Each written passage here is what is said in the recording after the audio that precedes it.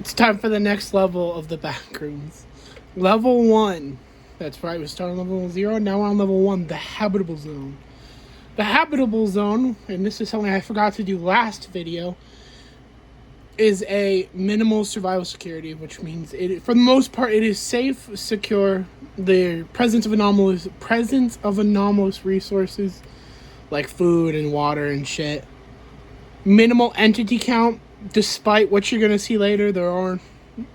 They don't appear that often. Now, something interesting about this one is that there are actually zones in this level.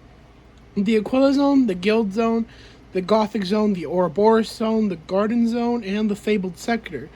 Now, something to know about all these levels is they fall in all of them except for one. I just don't remember which one right now. Follow the rule of non-Euclidean geometry, or a branch of mathematics describing curved surfaces that violate Euclid's parallel postulate. Or, to simplify that, because I have no clue what that means either, things aren't as far away as they seem. So the best way to explain it, in even simpler terms, is you see a table, looks about 20 feet in front of you, you walk like maybe 3 feet, and now you're running into the table. And blackouts are very important, because that's when you're going to see a lot of these anomalies. These are very random occurrences, and not in timed intervals. Unlike SCP-3008, the Infinite IKEA, this doesn't symbolize the day-night cycle. This is just when the power randomly turns off. It's completely random. And this is when I've already said, you know what, I'm just repeating myself. Like I said earlier, I don't know if I actually said it, or if I thought about saying it, but there are a lot of anomalies. So if I had to bet, they just don't appear very often, such as the arms, the clumps, which we'll get to. Now, the arms. Earlier when I said that this is where you get to the majority of the anomalies, one of those is the arms. They're singular limbs, which, yeah, it's an artist's interpretation, don't worry. They hide in vents and cracks in the ceiling, but they are survivable. All you have to do is be wary of the sounds around you and flashlight in the direction of the sound. Now, the image was covering the rest of the word, so that's why it's in its own bracket. Next up is the clumps. You're going to see these a lot more later, because some of the anomalies on this level are actually very common amongst the backrooms in its entirety, such as the clumps. They're a collection of limbs that rolls at high speeds. Thankfully, these things are pretty damn easy to survive. Think, what was it? Death Angels from, God, what the fuck was it called? From The Quiet Place. Essentially, it's the same idea. Beware of walking sounds, stay silent, it has no eyes. Next up is crawlers. These are, sorry, I'm not showing photos, my bad. But these are pathogenic viruses that control the host mind. They can spread through food and water, so watch out, so avoid eating from or drinking from unsealed containers, but they can also spread through the host they've already infected. So try and avoid touching hosts. Now, are there any signs? I would bet so. I just couldn't find any information on what those are as to know who is this host. Next up are actually one of the ones I found the most interesting on these. These are dullers. Humanoid ambush predators who have mastered the art of no clipping. No clipping, which if you don't know, is actually how you get into the backrooms in the first place, and your only chance of completely escaping. Thankfully, though it may seem this is impossible, it is possible to survive. Listen for sus noises, get your mind out of the fucking gutter, and try and avoid walls that they can no-clip through. If I had to bet, especially ones that are very unstable, the growlers are sentient creatures made out of cables. They have high strength but low intelligence. The best way to survive these things is to just treat it like a average guy, unless you get caught. So To avoid getting caught by it, you bash it over the head with a heavy object and then run. But if you do get caught, it's not completely over yet, because if you pull the cables from their head, then you can get out of there. Then you can get out of there and run. Next up is hounds. If you know what that is, which you probably do, I don't even know what to say, man. I've been a horror fan for a good long while. Let me tell you something. That scene still disturbs me to this day. But anyways, hounds. To avoid, these are humanoid and canine creatures that rely on animalistic behavior. Essentially, treat it like a black bear. Or was it a brown bear? Essentially, you gotta make yourself bigger and louder. But your best course of action is to avoid it. Just like everything else. I don't know how in the world to pronounce this thing's name, and I am not gonna try and spell it. But it is, if you can't tell, it's a giant spider or an insectoid, sorry. It's commonly found on ceilings throughout the back rooms. I'm 95% sure this one is not a level exclusive, which if you don't know what that is, it's an anomaly that only appears on one level and maybe like the levels in between levels. I forgot what they were called, but yes. A great sign of it is if you see a giant ball of webs, it's not too far from there, so make sure to stay away from that. Then obviously avoid walking under its web, otherwise it will ambush you. Next up, the Skin Stealer. It is a white humanoid, more often than not wearing its latest victim's skin, and attacks after interacting with targets. So, something I didn't write in the notes here, but I do remember, which is not a common occurrence, is that this thing has low intelligence, which means it can't really communicate well. So a great way to tell whether or not who you're interacting with is a skin stealer is try and have a conversation with it. And if it's kind of stupid, then it's either one of two things. A joke that I still debating whether or not I want to make, or skin stealer. In order to survive, all you have to do is back away calmly. Oh, the smilers. Now this is definitely one of the more popular backrooms anomalies. Well, maybe not popular, but well known. Smilers are known for their bright animalistic smiles, obviously.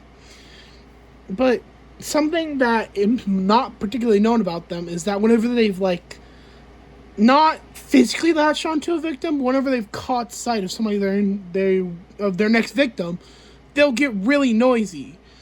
And survival isn't easy per se, but I'd say it's doable. All you have to do is stay calm, turn off your light as they're attracted to light, and throw the light bulb away as a distraction. Next up is the Wranglers. They are huge snake-like anomalies. They burrow into walls, ceilings, and I think floors, but I'm not sure. Their big thing here is that they'll hypnotize survivors they encounter with their bodies. This is a weird one. I mean, even by backroom standards, this one's pretty odd. But that doesn't matter, because survival is possible, and honestly, this one is definitely on the easier side. A good way to tell if there's one in the room you're in is to listen and kind of feel the room. Like, touch the walls, maybe stand still long enough to get a sense of the room. And if it's vibrating, then all you have to do is leave the area silently. Next up is the Wretches, which is also an anomaly from Unlondon, just not the same, where they come across as elderly homeless people. Here, they're aggressive undead humanoids. The good part is, they're stupid. So all you have to do in order to survive is do not interact. Now it's time to get into the individual zones and what makes them so unique. The Aquila zone is the one you've more than likely seen. Gray walls and flooring, giant gray pillars. Looks a lot more like a parking lot than a warehouse, with with small pipes and leaks in the ceiling. Though, quick side note, and I feel like this is obvious and true for real life: do not drink the water from the pipes.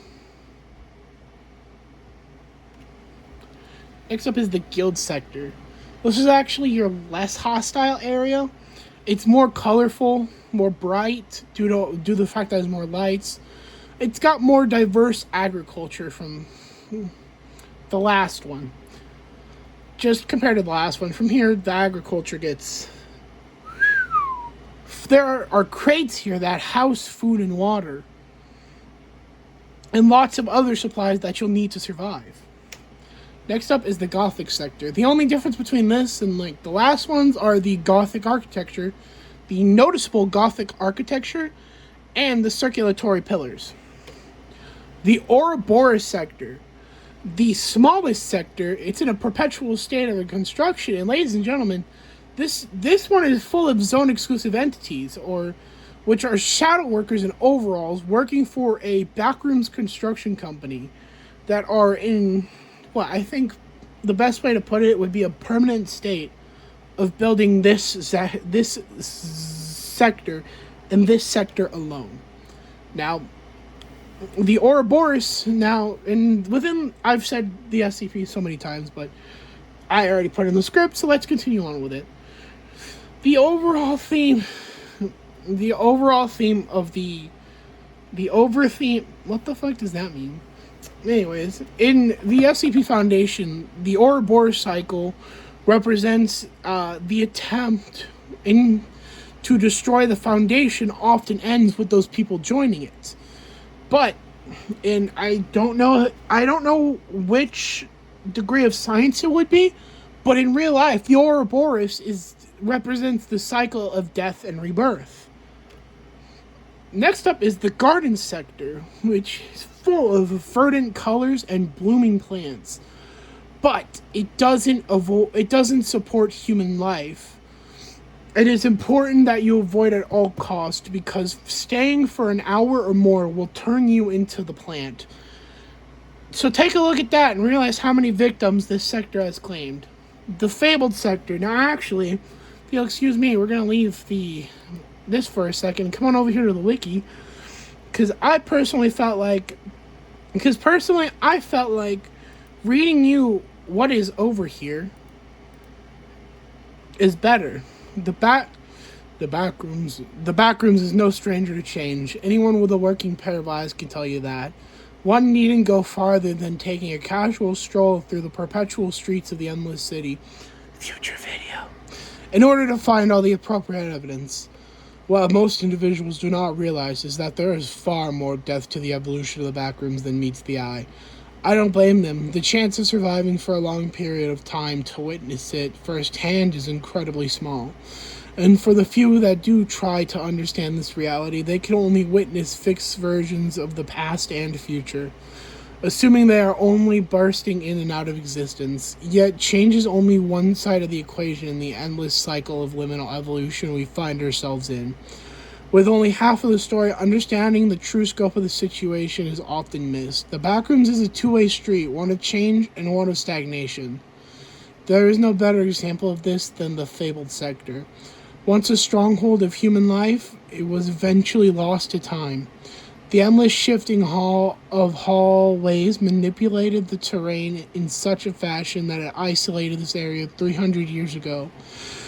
Level 1 bore the very same aesthetic of wood and vermilion, but as the era decayed, as settlements fell, as we humans moved on, the backrooms moved with us. The comfortable, welcoming halls were sucked of their lifeblood in favor of the age of concrete and pillars and rebar. That was until the Fabled sector was rediscovered, with light shining down on its walls more than once more. Sorry for stumbling on my words. It has been filled with a new purpose. Bright neon lights and colored cables engulf the antique floor. Rooms in the zeitgeist of the modern day, finally overwhelming the last few embers of the past. In decades from now, perhaps its history will fade, and the fabled sector will be one of the many warehouse halls that can be found down here.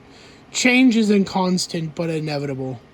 All we can do is adapt, following the backroom's own adjustments as it tries to match our own. Yet the backrooms changes but never forgets what it was or what it could be. Maybe this fragment of the past will prevail, even twisted by technology, as one of the many remnants of the past that still exist within these many dimensions. I just felt that was too good to not read. And here we are. The corridors. The way to find these corridors is through pushable doors with red exit signs above them. These hallways are often tight and labyrinthian, but the good part is there are no anomalies to chase you here. Though it is a very complex structure and has rooms. We are going to talk about the room. Okay. Purposeless. These things serve no purpose and have no logic whatsoever. But there are some particularly common rooms that you'll encounter as you explore the corridors. Small office rooms with an old computer on an office table, dimly lit by a singular light bulb hanging from the ceiling. Tight spaces with brick walls surrounding them. Large infirmaries with a singular hospital bed at the center and some tables on the sides. Rubber room. Rats make me crazy. That was a crazy one. No, hold on, I can't do it. Fuck, I forgot it. No. Wait, hold on. With a chair in the middle of them, sometimes clipped into the floor. Shit, guess the chairs are trying to they're trying to become dullers now, too. Wide rooms with paintings on the walls and floor. And that, ladies and gentlemen... Well, no, hold on. There is one more thing. If we come on back here to the wiki, because I didn't decide this until last second, and we come all the way down, we can actually find ways out. Here. Glass doors will lead to level 22. Unfortunately, as far as I'm aware, other than no clipping, there is no, door or smooth thresholds that can get you out. But the glass doors will lead to level 22. Ruins left behind. Doors with unique symbols at the end of corridors with fluorescent lights will lead to level 154, the laser gate.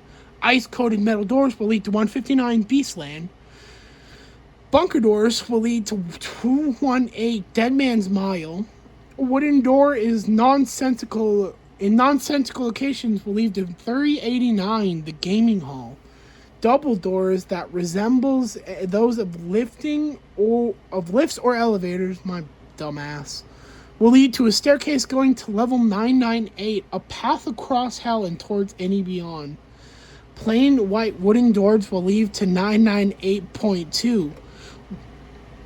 The first rule of Fight Club, we don't talk about Fight Club. I hope all the older people out there enjoyed that reference.